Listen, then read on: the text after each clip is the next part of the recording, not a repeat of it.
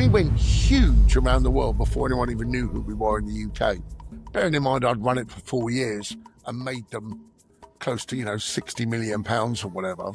I would say out of everything that we did, we had the most simpatico, the most amazing relationship with El Divino of what went on. Jamiroquai, JK used to come down on our Thursday nights, get thrown out because he was too young to get in. And we'd just done the Stonebridge album before he came in. We had done the Stonebridge album, an album that we signed for £10,000 that made over £1 million. And we were then injuncted for 6 months. Couldn't release anything, couldn't announce we'd left, couldn't announce there was a new company. So to all intents and purposes, I just left and Hed Kandi carried on. You were never the owner. You were the founder, creator. And so what? When did it all start falling apart for you?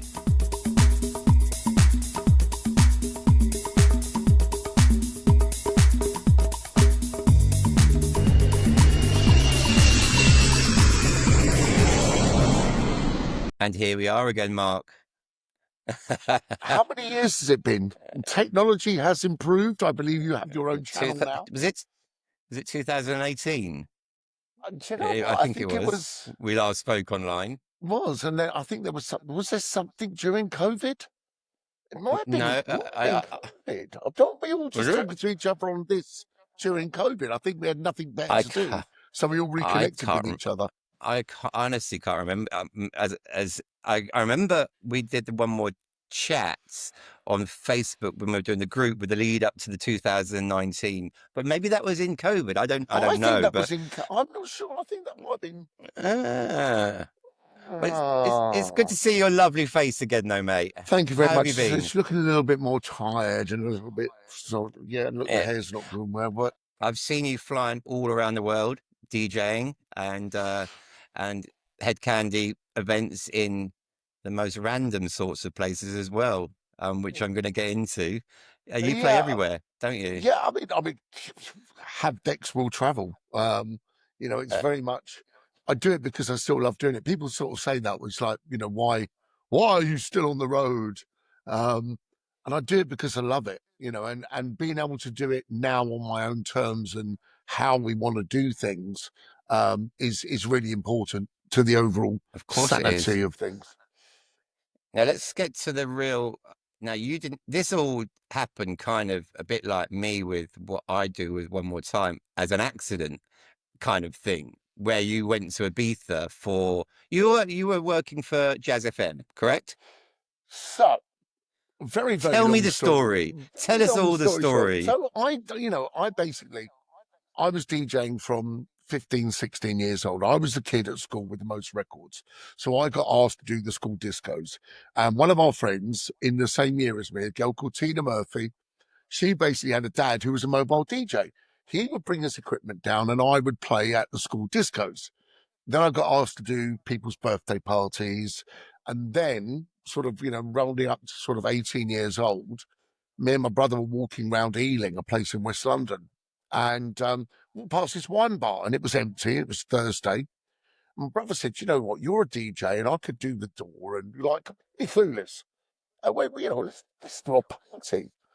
So we did this party and we invited all our friends and 250 people turned up at a 300 capacity wine bar, a place called Haven Stables. And this would have been about 1987. And the owners were like, come back and do it every week. And at that point, it wasn't a trendy club night. We were not cool at all. I was, it was the Four Tops Local in Acapulco. It was the Thursday night. People used to go out on Thursday nights because they weren't worried about being hungover on Friday. And it was kind of the night before the weekend. And we were very close to White City Studios as well, BBC. So we used to get various people coming down from Top of the Pops after they'd finished recording Top of the Pops. So we had people like Jermaine Stewart coming in, and it was crazy. So it basically turned into myself and my brother, 18 years old and 21-year-old, running a party.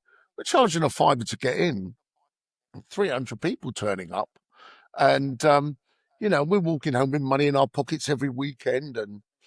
And that's where it kind of started. And I went off to Ibiza for an 1830 holiday when I was about 19, it's been about Ah, 1988.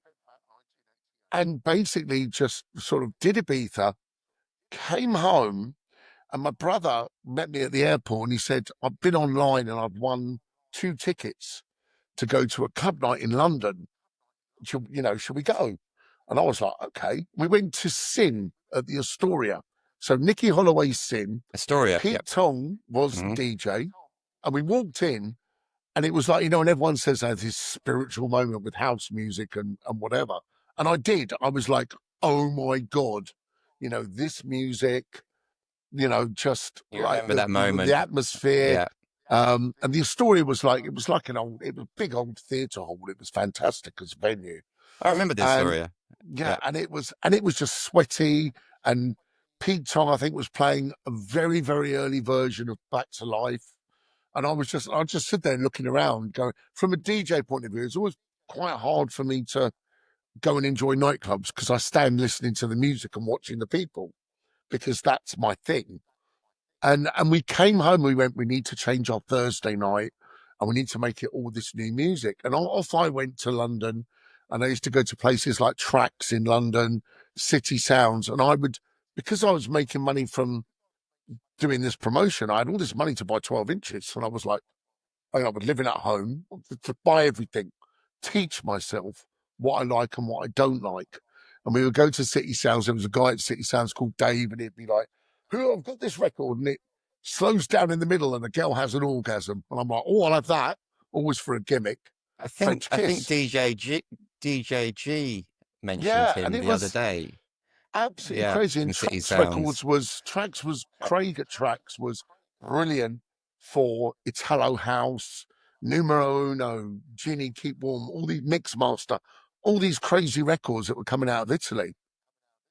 And I just got everything together and I learned. And I was doing a weekly party and I was playing for 4 hours. And I basically learned what worked, what didn't. And that night became freestyle. And we were putting 500 people through the door of a 300 capacity venue on a Thursday night, and it became a bit of a legend. Brandon and Dean Thatcher were doing the Sundays, and it was a night called Thirst. And there was another night there as well that Rocky and Diesel did every so often. And there was a whole little West London mafia of what went on. Jamiroquai, JK used to come down on our Thursday Hmm. nights, get thrown out because he was too young to get in. Um, used to sit on Haven Green until we let him in. And then turned up and turned up at the very first Hed Kandi night and sang 4 tracks just because he remembered Haven Stables and a mad coincidence.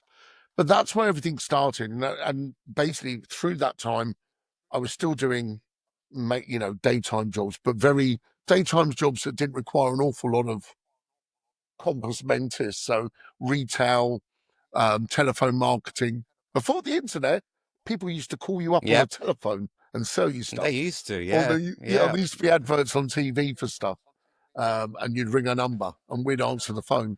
Great thing about it was I could work 4 or 5 days at this call center taking phone calls and, sort of for 12 hours at a time, but then have Friday to Monday off.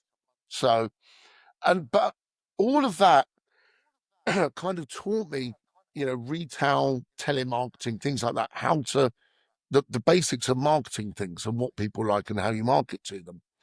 And I ended up getting a job off the back of another job that I had with Jazz FM. And Jazz FM had been a client of this previous company. And we'd been making Jazz FM a bit of money because what had happened, it was a bit like Shazam, but on the phone. If you tried to do Shazam on the phone, which is what we did, it doesn't work, trust me. We went bankrupt. But it was a company that if you listen to the radio, you could say, at 3 o'clock, I heard this track, and we would look it up for you and sell you it. And basically, we were selling them, sort of import albums with this one track on, for £25 and postage. And then my job was to work out what everyone had bought and then market back to them with other stuff and whatever. That company went bankrupt because it just does not work. And Jazz FM were like, well, but we'd like to continue this because, and I was like, yes, your customers do not want to go to HMV. They are scared. They don't want to go into the basement and buy jazz records because they just heard a great record on the radio. And they were like, well, can we do that? I was like, no, because we've just proved that doesn't work. How about you take all of those individual tracks, put them on one album and sell it to them, but don't sell it in the jazz department, sell it in the compilation department. Don't call it jazz, call it Smooth Moods. Now, this just seemed like common sense, but they were like, Yeah. this is an amazing marketing idea. And they basically employed me to sort of come up with new concepts and to start Jazz FM Records. And of course, we did this album, and you instantly, every single person that listens to that radio station goes, you can get all my favorite records on one compilation. So they all went out and bought it. And they were like, Mark, you are a marketing genius. We need you to do more of these albums. I was like, okay, then. So we did a number of Jazz FM albums, and we did weird concepts. We did TV advert music. We did a compilation of TV advert music. It was massive, like the Levi's jeans and things like that. Yeah. That was massive at the time. So, and these were The all things we were into. Yeah, I mean, before music was everywhere, there were certain It was places so you could hear simple. great new tracks, and adverts were one Yeah. of them. So anyway, very, fast forwarding, that got very successful. And the great thing at Jazz FM was I was always given enough rope to hang myself. They would back me up to the point that it was a failure, and then I was out of a job. So we did these, did a couple of acid jazz compilations, and we did this, and I said, look, can we do an album that isn't necessarily the music you play on Jazz FM, but people that listen to Jazz FM might buy it. So Jamiroquai, Erykah Badu's, Sounds of Blackness, things like that were in the market that they considered too commercial for a jazz radio station. So we did an album called New Cool. And that album sold better than all the other albums that we'd released. And they were like, well, this is great. Can you do another one? And I was like, okay, we'll do another one. But would you mind, on the second CD, there's a lot of jazzy house at the moment. Obviously, I'm DJing at the same time as this. And I'm like, can we just slip some of those records on? Make sure. And you're always treading a very fine line at Jazz FM, because in the old days, you got a radio license because you had a promise of performance. You had to play certain music. And radio licenses were golden in those days. There was no internet. It's a very, very different time. And so you're always like the jazz police, we used to call them, which is if you were doing something outside the scope of Jazz FM, there would be all these letters, and there would be, you can use your license. How dare you? How very dare you? So we did this album, and of course it sells probably 2 or 3 times more. New Cool 2. And the weird thing with New Cool 2 was I want to do something different with the cover. I don't want to put a girl in the sunshine or where. I want something. And the story behind that is that I used to go to a club night called Pushka. And Pushka was this one-off glamorous club brand that happened. It was very, very all-inclusive, very gay. The most amazing parties. And they had these flyers, which were just outlines of girls done by a fashion student. And I was like, I would really like to represent that on a CD. And I have no idea how to do that or where I would go to. We didn't have internet searches. We didn't have, all that sort of thing.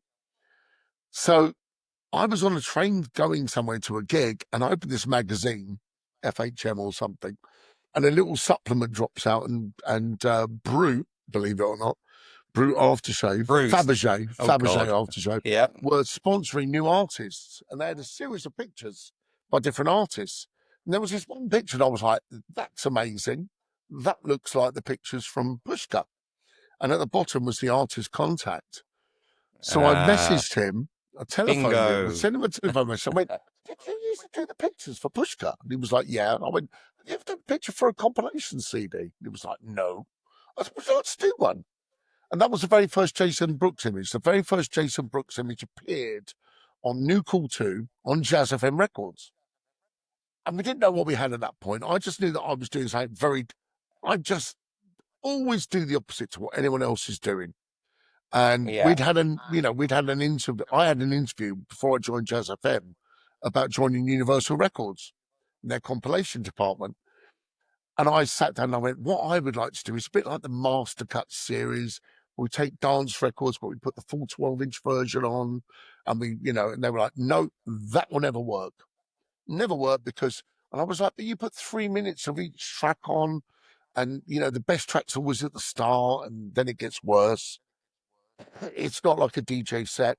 They were like, no, number one record at the start of the thing, 3 minutes of each record, 40 tracks on each compilation. That's how we do it. Your idea will never work. I was like, okay, off we go. So, and that was kind of the idea with the new calls and stuff. They were full 12. I basically ripped. There was never any original ideas here.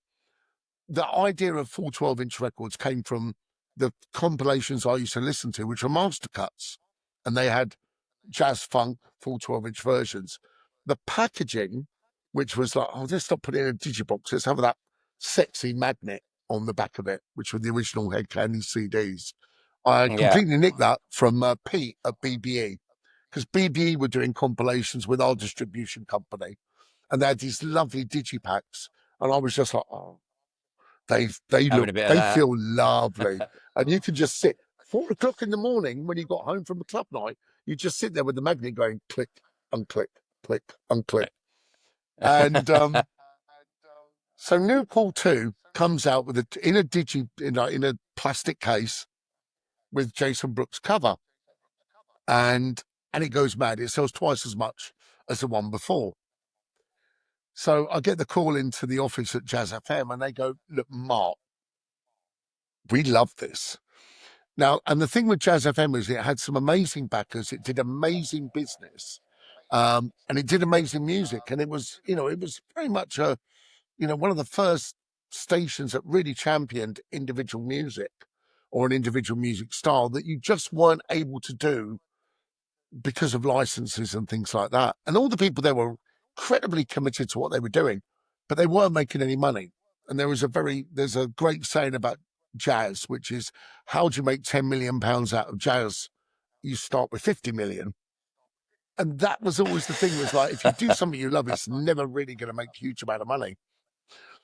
All of a Okay. sudden, as Jazz FM Records, we're suddenly turning over quite a lot of money for them. And they're like, we like this. This is great. Great for They said, business. we don't want to stop you doing this, Mark, but it's getting a bit away from what Jazz FM is. And we're not sure if we could call another CD, a Jazz FM CD.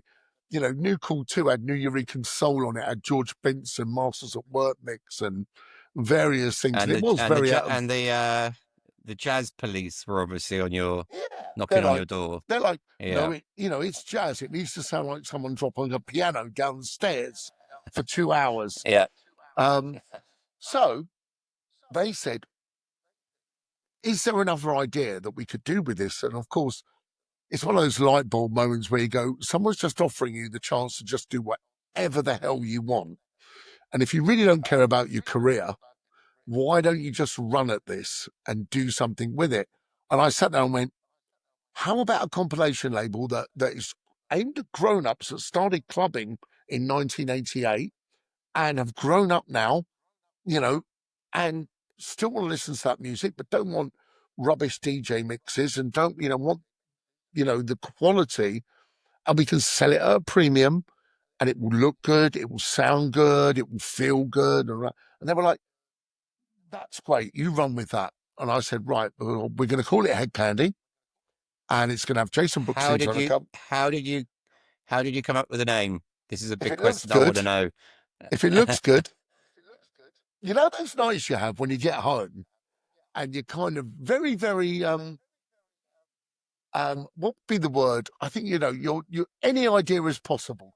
Back in the old Yeah, days, yeah. you got back from this Yeah, yeah, club, yeah, you've had yeah. the most amazing night out, you're suitably refreshed, and you just sit there with Yeah. stupid ideas and go, do you know what? Yeah, what about a software program where everyone could talk to all their friends? Someone did that once. Um, Yep. and it's like, what about a TV channel online where people can upload clips that are 3 minutes long? Well, we'll do that too. My one was, if we did this record label, and if we did, what would we call it? And it was like, well, if it looks good, it's eye candy. If it sounds Ah, good, it's ear candy. So, where are many of your senses located in your head? So, looks good, sounds good, feels good. Head candy. It's head candy. It's everything. This typifies everything about it being great.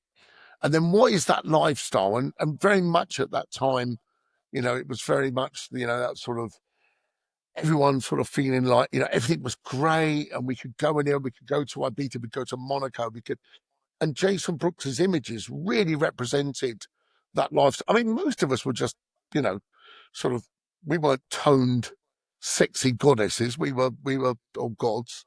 We were just, we kind of like to think we lived a Jason Brooks lifestyle, but none of us looked like that. what year was this? Sorry, what year This was this? is this is 1999. It was all being thought out in 1998. I think Yeah. 1999 was the very first release. And we Uh-huh. did Serve Chilled and New Call 3. And they both, and that was then what went on. And it just snowballed. It went crazy. We had a company called Beechwood, and the Beechwood were the people who did master cuts. And there was a guy called Duncan who was their international seller, and he would ship CDs to China and Japan, and we went huge around the world before anyone even knew who we were in the UK. And that's kind of, we're getting bookings for Berlin and stuff before HMV finally decided to rack. It was the day that HMV decided to rack the first 5 CDs on an end rack altogether.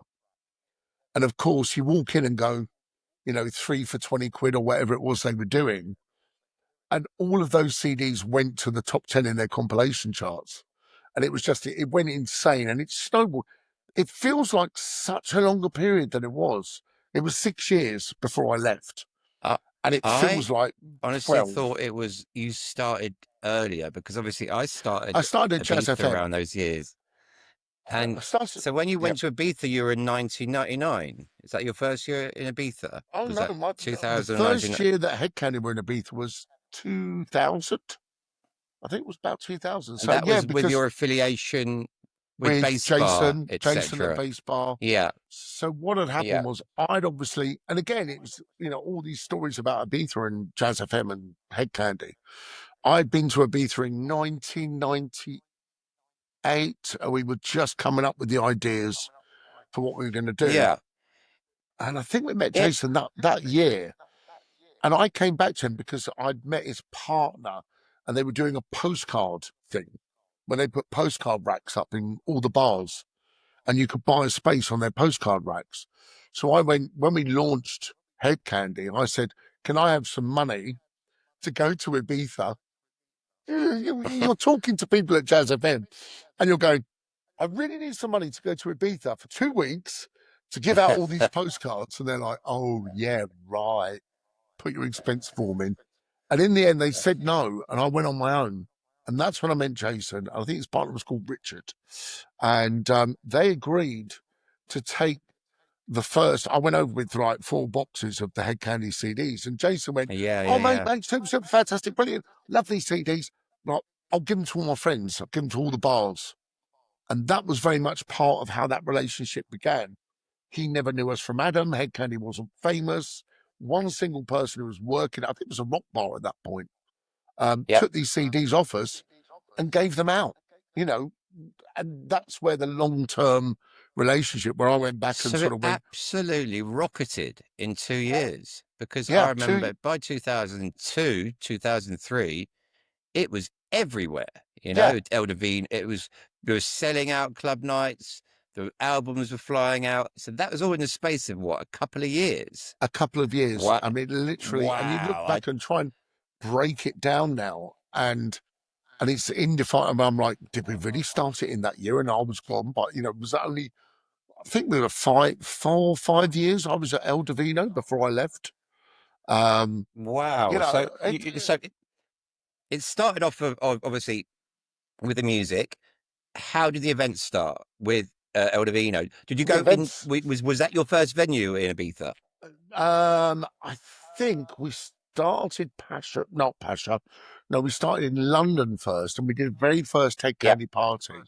Um, I cannot remember the name of it for the life of me now. It was basically under Tottenham Court Road. And it was this weird venue that used to be, it was a leper colony to start with. Oh my God. If we look back on it, we'll find it. Ministry of Sound wrote about it and everything, Management Magazine. I'll have a dig Have a after dig this because chat. there's flyers. Yeah. Um, Are there but we flyers still basically, it about? was, Yeah. oh my God. Oh yeah. I'll find Yeah. out for you. Okay, we'll find one. Um, but before we started Pasha, and it was basically, it was, so Billy Riley owned Pasha and Gary had this other venue, his brother. And it was a doorway just off of Tottenham Court Road, opposite near a piano shop. But it basically went down to this subterranean, area of like three different rooms, went all the way back, like underground, and then above it was a beautiful room that they used was a leper colony to begin with, and then they used as a TV rental studio. Um, and it was crazy. And we did about four parties there.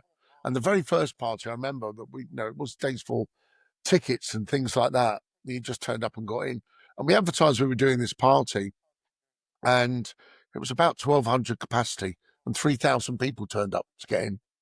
And the queue went out of Tottenham Court Road all the way around all the way around the block and back round again.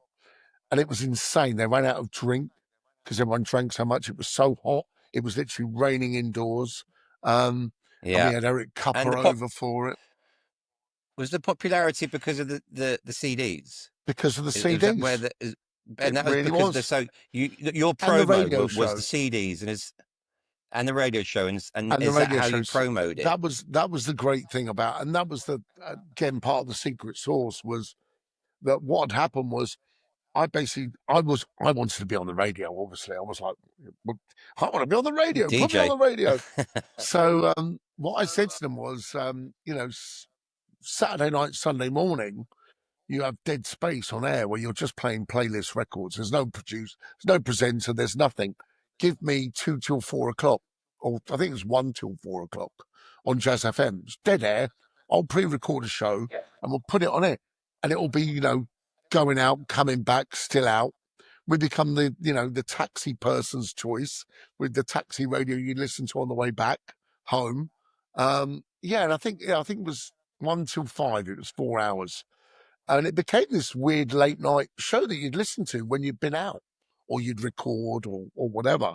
And that was part of the promotion for it as well. And again, it was that find a way of getting the company you work for to work with you without it overly affecting what it is they do. So it was like, well, that's dead space. We don't really care about that. We don't sell any advertising in that space. Give it to the maniac. Give it to the lunatic. So Let him have it. so the jazz police were the jazz police were they okay with that dead The jazz space? police were in bed at that point. The jazz police went to bed with Coco at 11 o'clock. They possibly went to Ronnie Scott's They and had got home at 12, but they possibly were not no idea listening. what was going on then. Yeah, so you were We kind of flew, bending we, the rules without them even knowing. we flew completely under the radar. That was the great thing. It was like, we're Yeah. not hurting anybody, let us get on with it. And then sort of that night, then that venue got shut down, which we found out the day we turned up for a party with 1,500 people expecting. There was a sign on the door saying, this has been shut down. They hadn't let us know in advance. Yeah. And we found a club across the road, and we literally had a drag queen and a stilt walker on the street, Tottenham Court Road, directed people across the road. And then we went to speak to Pasha, and Pasha is kind of where it got really, really widespread. And we were invited. We'd done a couple of parties. And for me, probably some of the most fun stuff was the under the radar stuff we did in Ibiza. And we started with Jason, and we did the bass bar. We did the balcony Yeah. of the bass bar with Afterlife. And it was, Yep. the police used to be a lot more flexible around those, 1990. And we had a singer on the balcony, brought the entire harbour to a stop and did a chill out set from Afterlife. It was, It's completely different down there now, isn't it? The harbour, I don't think completely. has any music or anything. Yeah, very I think it has gentrified. some, but yeah. Yeah, which is Um, it's a shame because that's happened with the West End as well in and a it way. was like the Wild That West. And basically, yeah, then yeah. off the back of that, gal that was with Jason at the time, she was doing her own nights called Filthy or something like that at the Manumission Motel in the basement. And we got Oh my invited to God. do a season there, which was, I don't remember a lot about that, strangely enough. No, I'm sure you don't. I'd love to do an episode of this talking about just the Manumission Motel. I mean, I'd love to. I might reach out to Claire in Well, a few months because I believe they've just written a book about it or you know what, it something. was, So Johnny, like, they were just, it was just a moment in time. And it was, yeah, we used to, take the branding, the Hed Kandi branding in a shopping trolley from one place to another. Um, yeah, it was yeah. just chaos. It was not professional in any way, shape, or form. No, no, no. Yeah, Um, you. We had our branding in the boot of our car, and for the slut party, and it kept on getting robbed. yeah, I can And imagine. Like walking into that. people's apartments. Yeah, people have got slut party banners up in their apartments. And Yeah.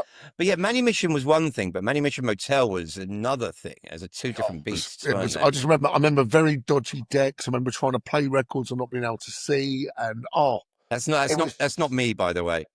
yeah, it's just spectacular.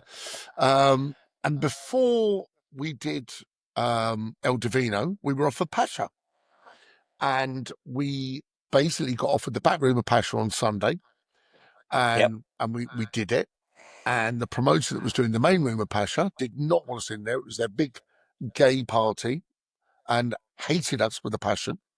And used to shut the door of our room, would take our posters down, variety of things. I think we lasted, Yeah, yeah, yeah. and we did a whole contract, contract Ibiza, hooray! And we did a whole contract with Pacha to be in the back room on a Sunday. We printed up 4,000 CD. This was the first year of the CD giveaway that we used to do. And it had Uh-huh. all the Pacha details on the back, coastline and bass bar. And Yep. we lasted, I think, 3 or 4 weeks with Pacha. And they called us into the office and Oh went, God. "This is not working." Tore the contract up. Eh, And we very Yeah, quickly yeah. moved to Eden, and we're in the back room of Eden for a night called Miami that was going on. Okay, I The didn't know Joe that. Buckle run. Joe Buckle, who now does Yep. concierge and all sorts. And he was Yeah, he doing does this night called, security and stuff like yeah. that. So he was doing a night called Miami at Eden. We got invited into the back room to do that. And it was great. And it just went absolutely brilliantly. Um, we had to re-sticker all of the we locked some Ibiza workers All in the a room CDs. with a couple of bottles of vodka and went, "Can you just we print loads of stickers?" And everything was Yeah. re-stickered. So if you've got an original Oh, unstickered Hed Kandi sampler with the Pacha details on it, might be worth something now. But yeah, trials and wow. tribulations of Wow. Ibiza. And then we got It's invited often happened with back rooms. I mean, because we were, don't want to say it, we were backroom specialists. I mean, yeah, with the Dirty Rottens, we did a lot of the backrooms shows, and it often we had issues with the main room because we were doing so well in the back don't room. be too The successful. main room, yeah, the main room promoters would not like it, and we had it where we had the air conditioning turned off. We had all sorts of dirty tricks played on us and the equipment not working and stuff like that. And then when we'd want to come back the next year, the deal would be completely Yeah, different and it'd be like unviable. And that yeah. happened several times. So, you live and you learn, but Ibiza's very, Ibiza is a very harsh volatile. mistress. Ibiza is, Yeah. and Oh, God. you have to be in Ibiza and want to be there. And I don't think, I have a love-hate relationship Expect with the Ibiza. unexpected. We had, I would say, out of everything that we did, we had the most simpatico, the most amazing relationship with El Divino, and Yes. the venue Let's was get on to that. perfect. Yeah. You know, basically we went there as part of, we were invited there as guys that were doing a few nights there, and they were promoting the night. I cannot remember the name of them for the life of me. um but it was, and they were like, "We've got Saturday." Saturday was a dead day. Saturday was changeover day. Changeover day. Yeah. Yeah. Yeah. And no one wanted Saturdays. And of course I go, "Yeah, we'll take Saturday. We'll make it work, whatever happens." So we did this night. And of course, it's around the time that SVV opens up, first of all. Yep. And it's the year that EasyJet start running flights over the Wow. weekend to Ibiza. Yeah. And Saturday suddenly becomes Saturday Yeah. in Ibiza because you could Yeah, fly out. I remember it did change. I mean, I remember the changeover nights very vividly, where it became a very Spanish night because Yeah, there would be no tourists on the island. You'd have like the Mondo Locos at Eden yeah. and stuff like that, and it was a real big night because it's like, hold on, why is Saturday like the quietest night? It should be the busiest night. It just They're going home on Sunday. we couldn't It's like, compute, didn't compute with us at all. But then it changed. yeah, It did change. Like then you get the zoo projects on a Saturday, and now and all that lot were just the good old huge. You days know. of, can you imagine actually rebooking your flight using a call center? We used to sit on the steps of SVV Sunday, Monday, Tuesday, going, "Hi, EasyJet. Yeah, I know I've got a flight booked for the morning, but I'm really not going to make Yeah. it. Can I change it to the day after?" I Yeah. think Yeah. there was I one remember weekend. people. There was one weekend I actually got the same call center operator, and she's like, "You've rung me 3 times so far," and I'm like, "I've been a beef. I'll come back." And it was like, I think it was like 10 or 15 quid to change your flight to the next day. And I, oh, the Yeah. good old days. Yeah. It's little things I like that remember I remember more than I some of the remember big being in nights that we did. villas. I remember being in villas and the owners of the villas ringing up their PAs in the UK going, "I've done it again. Can you ring up and Can you change my rebook? flight?" Yeah. I often remember being in those positions. So El Divino, I mean, it took off. I mean, that was obviously the same era as Money Pennies. Am I correct? Yeah, they were just finishing. I think they were on the, I think we had an overlap of 1 or 2 years.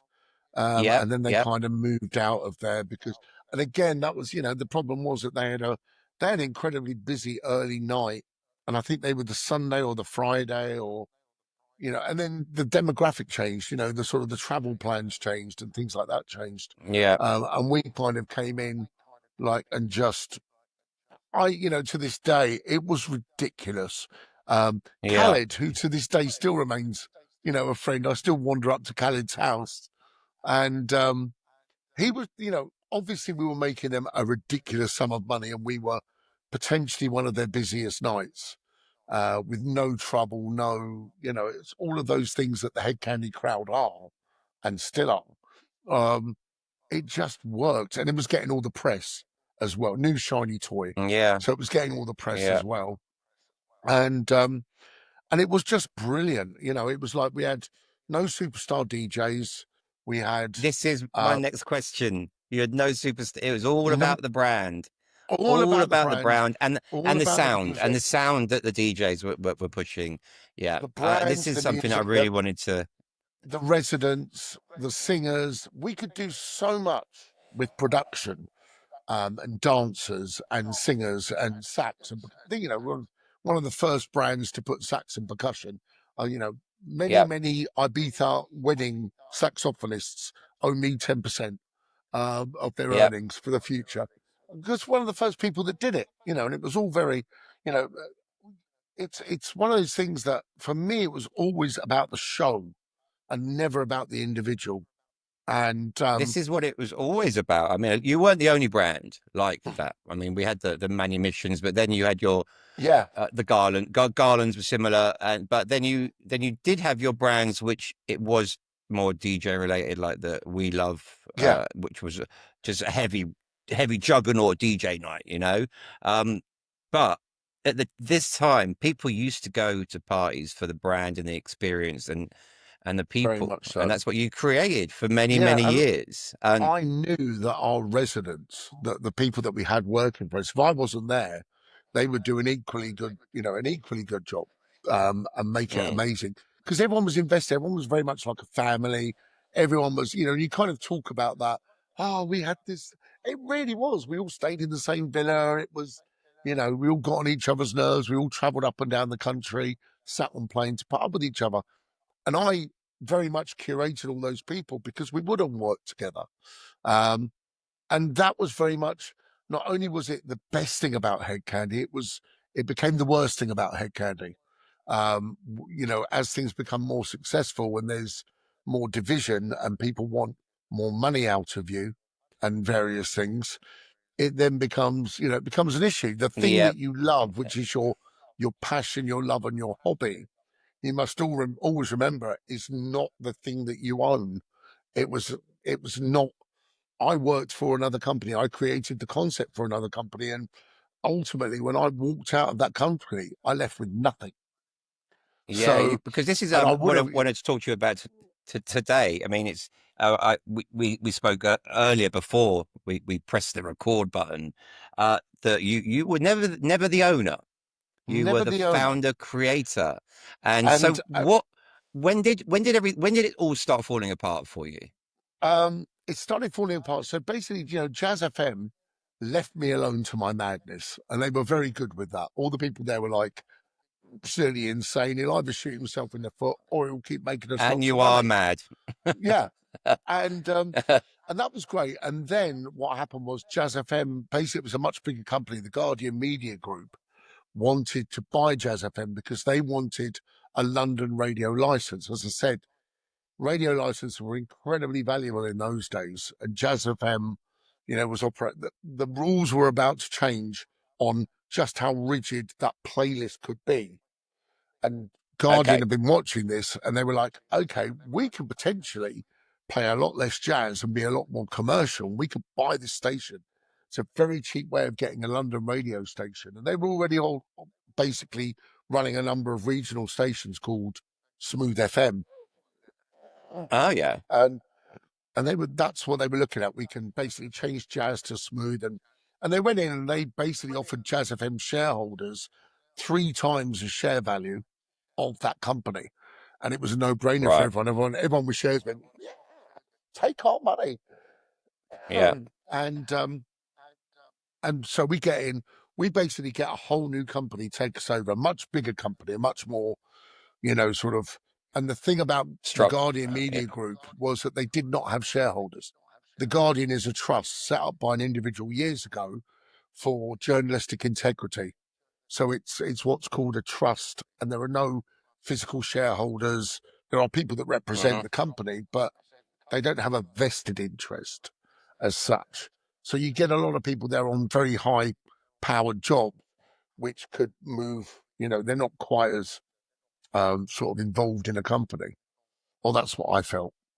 So I'm sitting there with a board of people, and they were like, so this Hed Kandi thing, by then we're turning over 10 million quid.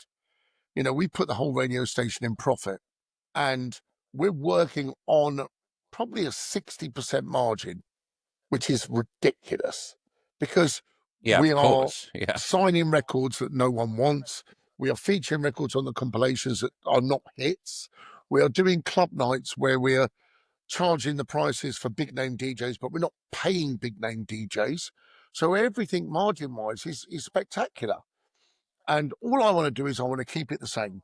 We are the Ferrari of dance brands. Everyone thinks of us incredibly well. We're making a really good margin because it's a very high end product. Don't fuck it Guardian up. come in and go, how can we double our turnover? Why would you want to double your turnover? Your actual profit margin is twice what it should be. So why would you want to double it? Why not keep it the same? Why not double down on what we're doing and do more fantastic products, but Mm, different mm. products? So we'd start rather Make it than better. release. Make it. Yeah, I think we did about 8 compilations a year, and that was as many as I wanted to do. When they said produce some more, we started the Stereo Sushi brand, and we had the Acid Lounge brand. It was very much like, well, let's use the main thing to market other things that may be a bit smaller, but will still make us money.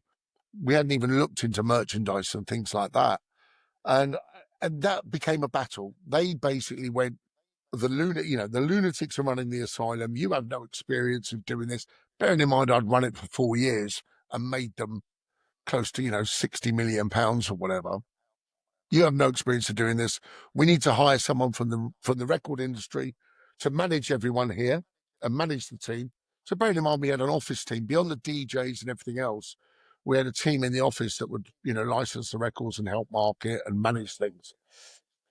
And they brought this guy in And there's a phrase in the record industry that says you get hired or promoted to the level of your own incompetence, which means you get a job and then finally you stay at that job because you actually can't do that job. You're never going to get promoted. And they got a guy in Yeah. from international marketing at Sony, paid him 3 times what I was on to come and work. And he came in and basically went, right, okay, the first thing we're going to do is start an urban label. And you're like, hello?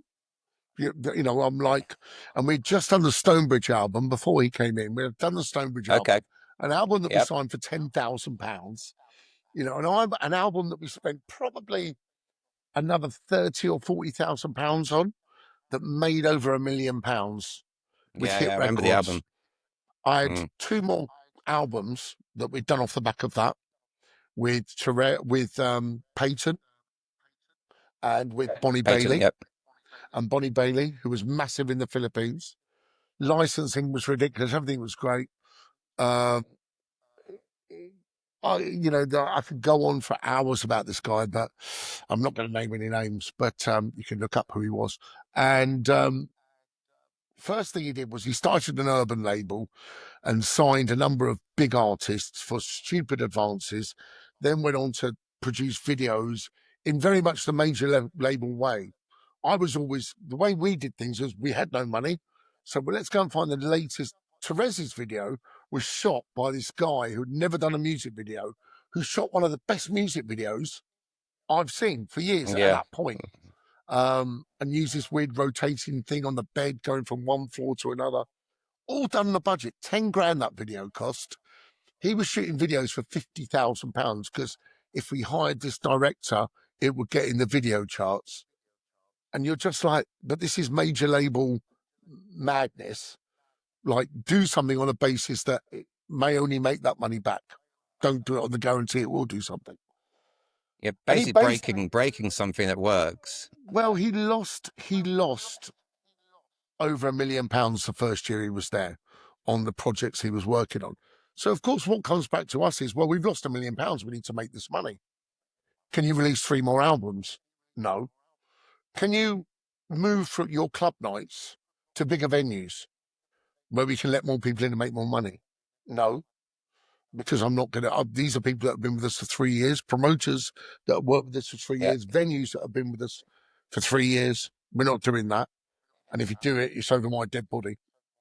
And it became a constant fight every day to go in. And most of the people at the building, at the office, never saw this. Is I'll go and sit with this guy and go home, not in tears, but just frustrated. You weren't enjoying wind it anymore. myself up.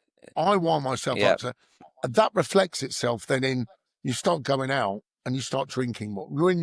Every weekend you're doing gigs, you drink more. You probably misbehave more.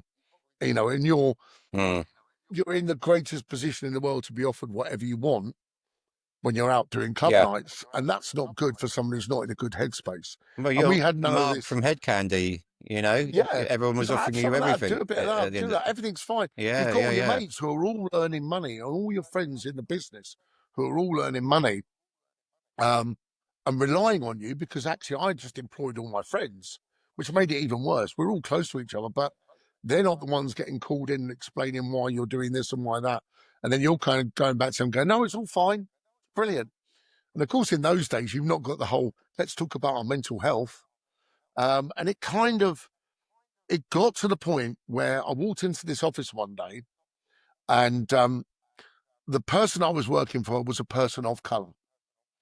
And I went in and I was asked to sack 2 people that I worked with because one was too ghetto, was also a person of color. Right.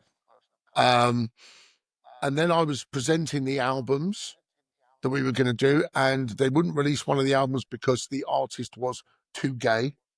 I was like, we're Hed Kandi. We are possibly the gayest label in the world ever. And then the other one was that the girl couldn't write and couldn't sing. And I just, at that point, I walked out and I went, well, where do I go from here?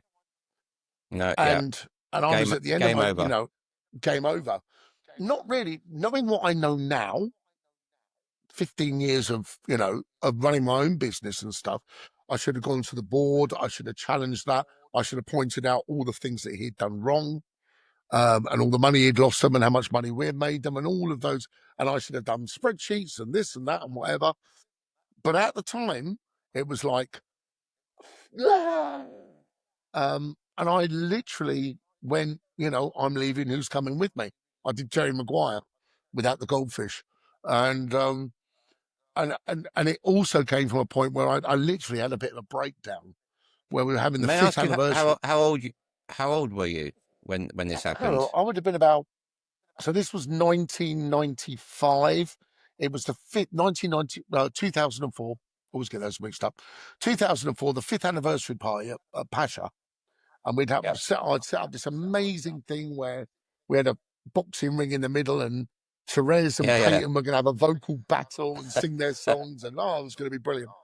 And I literally had a nervous breakdown the night before, and in tears, locked myself in the bedroom. Wife was there. Wife and her sister and her husband were all there ready to go out on the Saturday night. And I was like, I can't go. If I go tonight, I'll get on that stage and go, I'll be a drama queen, because I am. yeah, And yeah, I'll say I'm leaving, or I'll say something I regret. I need to take myself out yeah. of that Wow. circle, and I just need to stop. And we were getting phone calls from different people. You've got to get Mark to get his effing arse down here. Mark's got to be here. And that was just more and more of this pressure of these other people that were working with me that just didn't see any of this going on and were just piling on the pressure because their careers pretty much, rested on We're mine reliant as on well. yours. And Yeah, it just got too much. And that was it. And then I started looking into how we could get out of this. We got some investors. I wasn't in a contract to the company because they'd sent me this the new contract with the new company was just the most ridiculous contract. A lawyer looked at it and went, why would you sign that? If they were paying you £250,000, maybe you'd sign it, but they're not. This is incredible. It's insanity. So I wasn't in contract. The illustrator wasn't in contract. Most of the staff didn't want to be there anymore. So we got backers. And we all walked out. And we started up a company called the Tokyo Project because our backers were the original club owners from Stereo that we used to in Newcastle. And we set up on this business to what we thought we could recreate Hed Kandi, but under another name. And at that time, we didn't have social media. We had chat boards. We had Don't Stay In was our yep, Facebook yep, at that yep. time. And of course, I've had a big night out and I'm all stressed out. We finally done this deal, and I said I'm leaving. Um, and I wrote on Don't Stay In, and it's still there. You can still read it. Um, you know, we're going to come back. We're going to come back with something new. It will be a bigger, better version of Hed Kandi. Thinking that's fine to write that. That's called passing off. And so we left and we set up this company and we had backing. We had a deal with Universal Records to release the first compilation, which is called the Tokyo Project. Just so I like Japanese stuff. With the illustrator, Jason Brooks.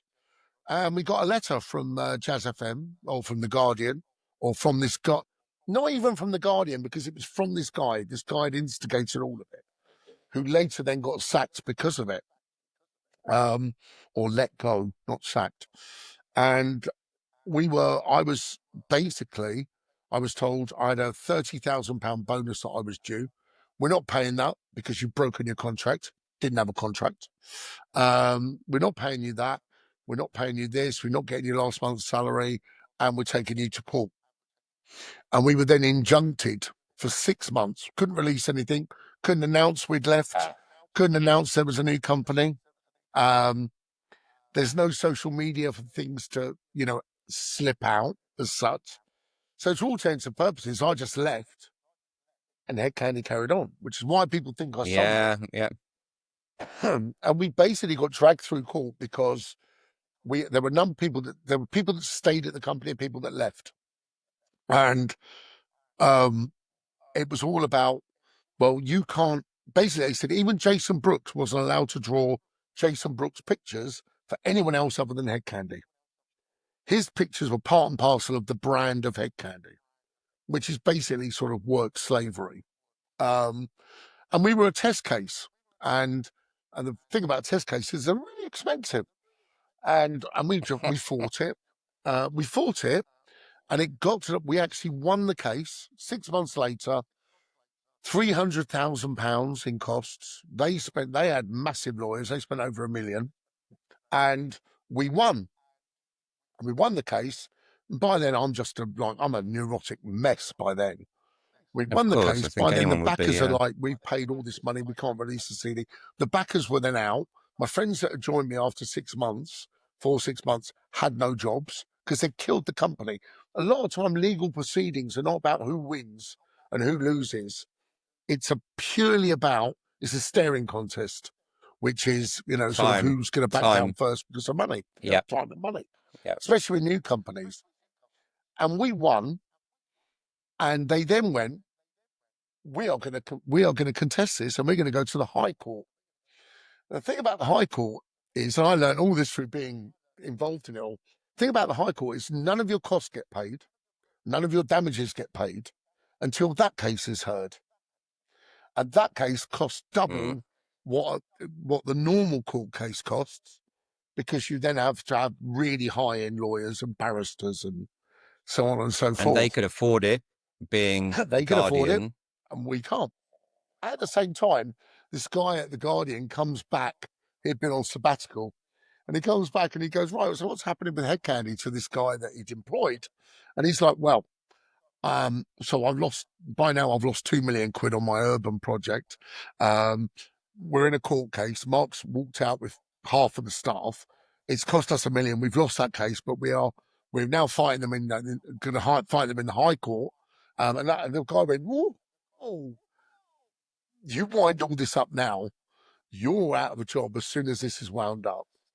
And I'll go back and speak to Mark. And I basically, off the back of it, they paid a portion of the costs. They paid me my bonus. They paid me a loss of position thing. I got a bit of money out of it that I was supposed to get at the start. But this is a year later now. Our company's in tatters, the one we'd set up. We've got no backing. And Hed Kandi is now, sort of releasing covers that have bad copies of Jason Brooks's artwork. And at this point, and this is where everyone gets it wrong, this is the point Ministry of Sound coming. Because Ministry of Sound are watching all of this chaos. And the one thing about Ministry of Sound is there's no way that a brand like that stays in business for as long as they have and has a club open for as long as they've had open without being incredibly clever at what they do. And Agreed. They were watching this madness, and they walked into the garden and said, we'll give you X amount of money for Hed Kandi. And that's when they bought it. They bought it in the devastation of the nuclear war between me and Jazz FM. And fair play to Ministry of Sound, they called me up and they said, will you come back and work for us? We have now bought Hed Kandi. Would you like to come and work for us? And at that point, I was like, I am not going to put myself in the same position that, I know that Ministry are going to do with Hed Kandi what they do, make it very successful, but also make it very commercial and also make as much money as they can out of it, which, fair play to them, they bought it. That's what they do with it. It's not my brand. And I can't act like it is. And when I do act like it is, I just make myself ill. So they basically bought it, asked me, and I said, look, in all fairness, we would just end up in the same place that I am now. And it's best for you. And they carried on with it. Thus begat, much bigger gigs, hair straighteners, perfume, the smell of Ibiza, and various things. And they did with it and they made it very successful. For the next 10 years, they absolutely took that brand and ran with it. And we actually maintained a communication in between that. Every so often I'll be back and go, what do you think of this? And then ask about stuff. And we always had that communication. Off the back of that, a number of people that pretty much tried to screw me over at that point, because fair play to them, they wanted to be the new Mark Doyle, so they would stay at Hed Kandi and, you know, basically indulge in all of this legal stuff that was going on. And to this day, what's really funny is when you go to the High Court, you have to. I didn't get to see any of the evidence put up against me during the normal court case. When you go to the High Court, you have to hand over all of your legal findings and all the things that you've done and everything else. I've got 3 folders at home with people who gave what they call it, evidence, professional evidence against me. They were hired by Jazz FM to give evidence against me, and we've got all that in paperwork. And there's still people I talk to now that don't know I know what they did, What they which said. is which is amusing. I know. Do you know what? You move on. The one thing I learned about all this, you just got to move on. You've just got Welcome to to the move on. music business. Well, you know, and we were trying to do it. I thought we were trying to do it differently. God help me. But I think we all think we're doing that. We left. So I got a very, very good offer from all around the world. They were brilliant. We set up Fierce Angel Records. I just did it myself. I said, I'm just going to do this myself. We're going to do our own notes. I'll just do as much. And everyone was like, you're trying to be Hed Kandi, trying to be as big as Hed Kandi. I was like, I'm just trying to pay my bills. I'm going to pay my bills, do the gigs I want to do, be happy, and not just create that monster for myself again. I've done it, and I don't have that need to try and do it again. And then, you know, fast forward to 5 years ago, and it's the 20th anniversary of Hed Kandi. Ministry and the agency they were with were like, can you help us with, you know, programming some stuff for Hed Kandi? And I ran with that, and it was so good. And by the end of it, the agency were like, this is an awful lot of work for not very much money. And, you know, we thought it would be bigger. And I'm like, it's a heritage brand. It's about a different market now, and it's a lot more work than it needs to be. The dynamic had changed massively in that time across the board. It wasn't just you guys. Yeah, they stepped away from it, and I went back to ministry. And fair play to them. They were like, well, we've had our time with it. We've done as much as we feel we can do with it. So would you like to take on a worldwide license for the brand? You pay us every time you do something with it. And, you know, off you go. And I went, okay, let's do that, you know. And literally 2 months after signing the deal and putting about £500,000 worth of events in place, COVID. And I think we signed our deal in December. And then, of course, you know, March, the world went to ended. Absolute pads. World ended. But in some ways, we got far more creative than just being lazy and saying, let's just do it. We started doing the live streams. We reset the brand in that year and a half. We reset the brand without having to appear in front of anyone or have to spend major amounts of money promoting, because we just did, it's Mark and his garden playing Hed Kandi records, or it's, you know, we went to a lot of the venues in Ibiza that were having at the time you could still travel, but no one was going anywhere. So we did the pool parties, and we just recorded at the pool parties and put those online. Got thousands of views. And that's kind of where we took it, and it reset the brand. And then gradually, slowly, we've rebuilt that over the last, it feels like sort of 3 years. And it's really just hitting its stride now. Amazing team of people we've got again. DJs, original DJs that we had with us back in the day, new singers, new artists, and it's fun. Are you enjoying it again now? I have my days. I think it's a case of knowing that you're not quite as young as you used to be, and how you say no to things. And I think that's more the problem, because I'm like, no, I need to be out. We need to, and you know, my wife said, I was like, we've got this gig here and this gig here.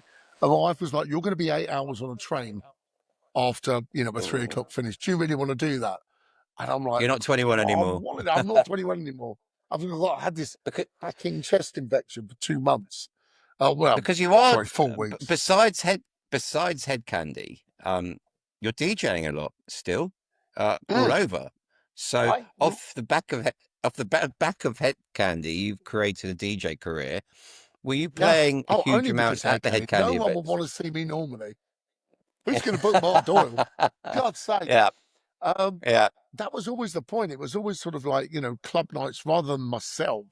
I always, even when we're doing on club nights and Hed Kandi and Fierce Angel, it was always, I had more belief in the things I created and how they could get me work than myself DJing. Weird thing, very weird Mm, thing. mm. Um, but now I do the gigs. We've got a really great team of people.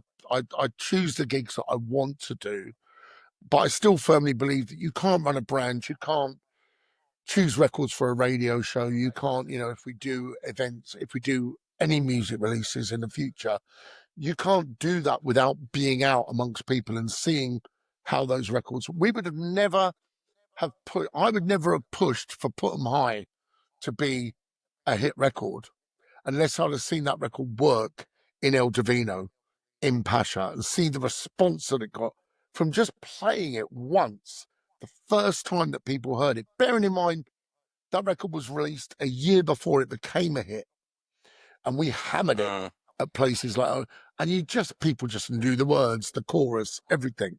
Um, Yeah, and Fade as well, just the reaction that Fade used to get when it's he played it.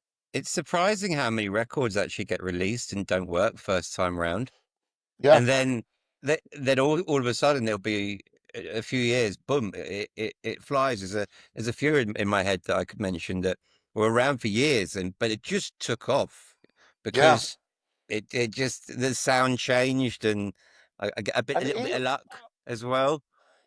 well, even now as well, like, now there's too much music. Now there's, it's that, Yeah, yeah, yeah. it's a We crazy had this thing that, conversation. Yeah, I kick myself because I miss records. I'm like, what the hell did that come out? Like, oh yeah. my God, it's like 2 years old. It's like, oh my God, Thousands of records are released every day. What every you day, can't keep up. every single day. I spoke with Andy Duran, Andy, the presenter from History, Capital Kiss FM, and we had this exact same conversation. It's just like there's more records being released every week than there was in the whole of 1998, and it's just you now cannot keep up with the amount of records being released. And to be honest, you need radio shows now to show you what the best is out there. Curation, I've always You know? said that curation is as much AI is wonderful and I'll every so often I'll go and I'll get AI to tell me how great I am. It's wonderful. Hello, it's my Doyle. Curation is great, but it misses as much as you can build that model. It's never your true inner voice. And Mm, curation and music, find something, that X factor, whatever that is, that special sauce, is kind of what we rely on individuals for, is to guide us. I will look at, in the same way that I could look at, every record that's released, I'm still going to look at Joey Negro's playlist, and I'm going to look at Simon Dunmore's, and I'm going to look at hmm Dimitri from Paris's, because they're people that I regard as my heroes and people that know possibly more than me. It's If like, it, yeah, if they like it, it's got to be something about it. I mean, this is what exactly. I used to buy my vinyl. I used to buy the vinyl that I heard the people at Sunnyside Up or Strawberries or whatever playing. I used to Did go you and go and hunt lean that over the vinyl down. booth? Of course I Were you did. one of those? Of You're course I like, ooh. did. Yeah. I wasn't really. I knew the DJs, and one of them luckily had a record shop in Watford. So Right, I used to okay, travel yeah, up from South London to Watford and then ask him what the record was. And 9 times out of 10, he wouldn't have it anyway. And I yeah. never forget. I my first copy of Café del Mar. I got it Swag Records in Croydon, and it was a complete accident.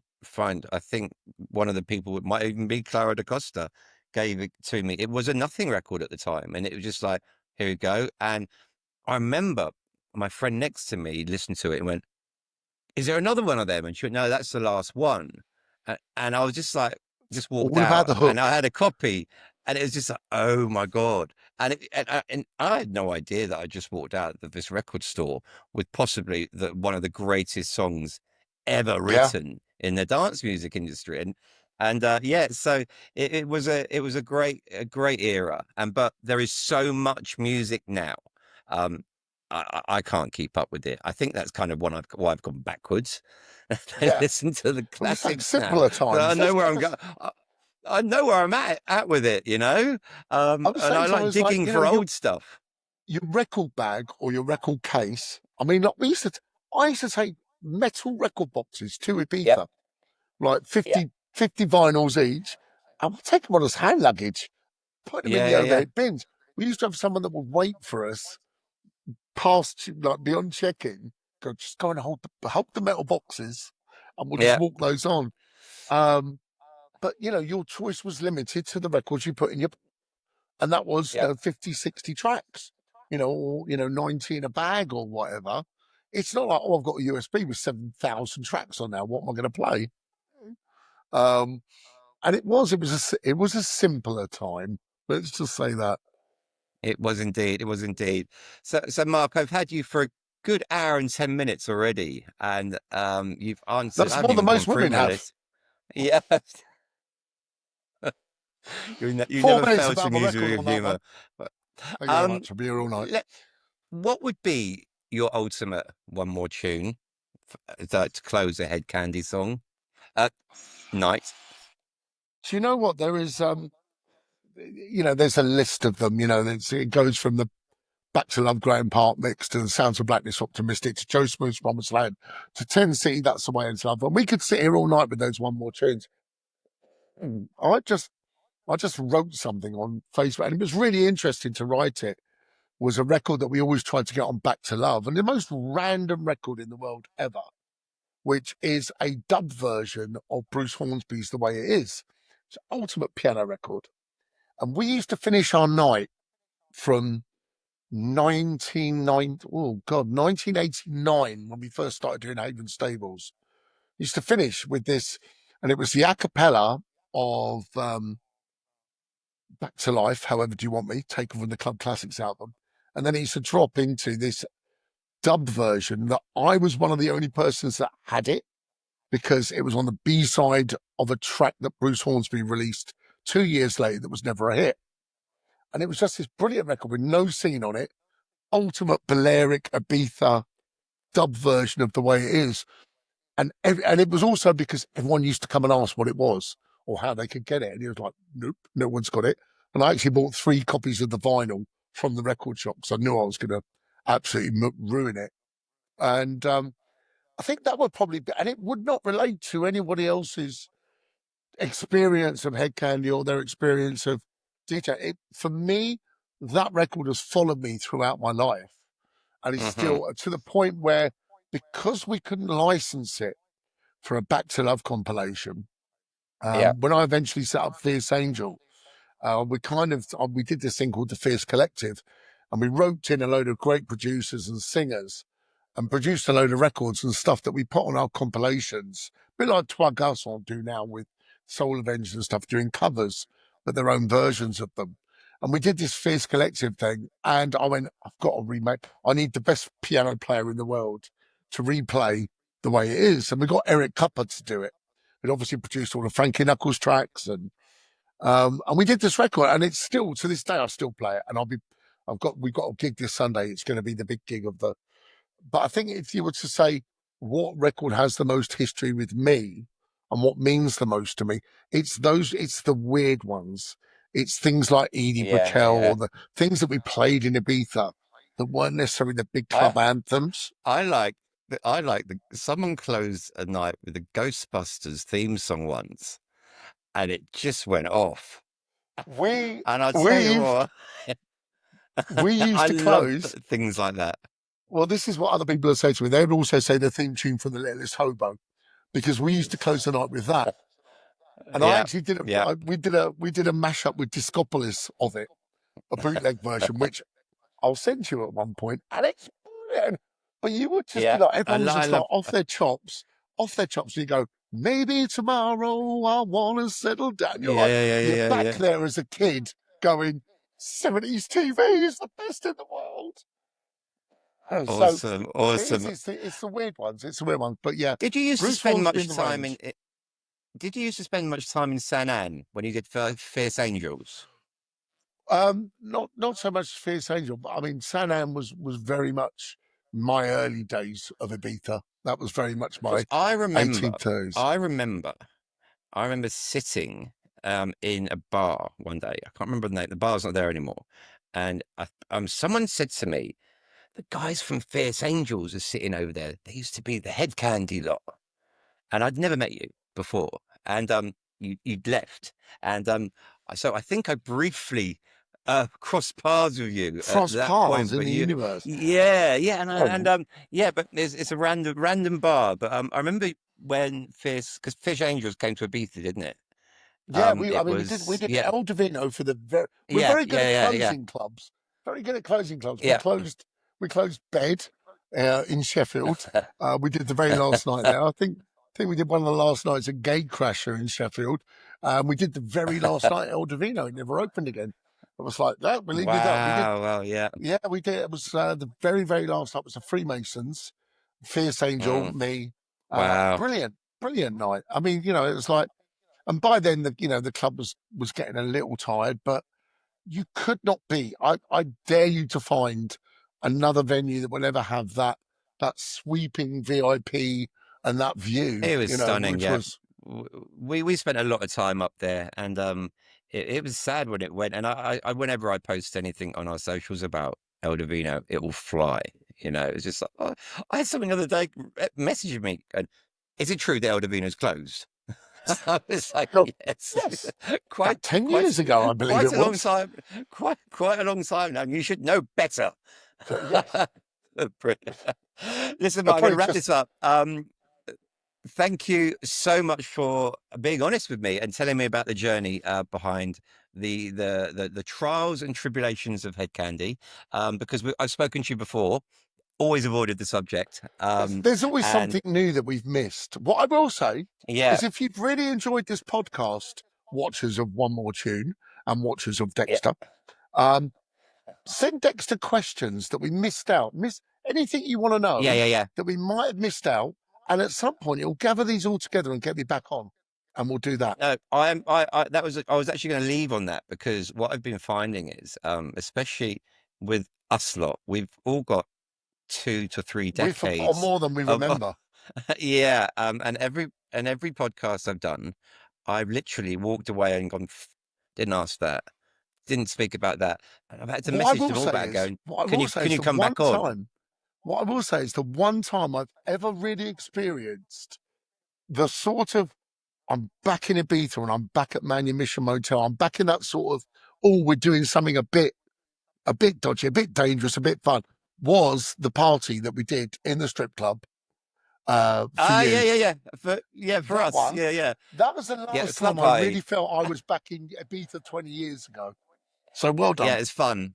It was, yeah, thank you very much for that. When it was like, yeah, again, it's a brand. Could you imagine if creating a brand today called the Dirty Rotten Slut Party? It just would, it wouldn't happen, but it I think you'd be worked it for us cancelled. so well. It'd be Yeah, like just a little bit. the slightly Well, dirty, all inclusive, non we had to denominational. we had to change the social media handles, or it was literally straight away. Then I had people messaging me going, "Please, can I not be invited to such a revolting page?" How And I dare didn't you? even realize.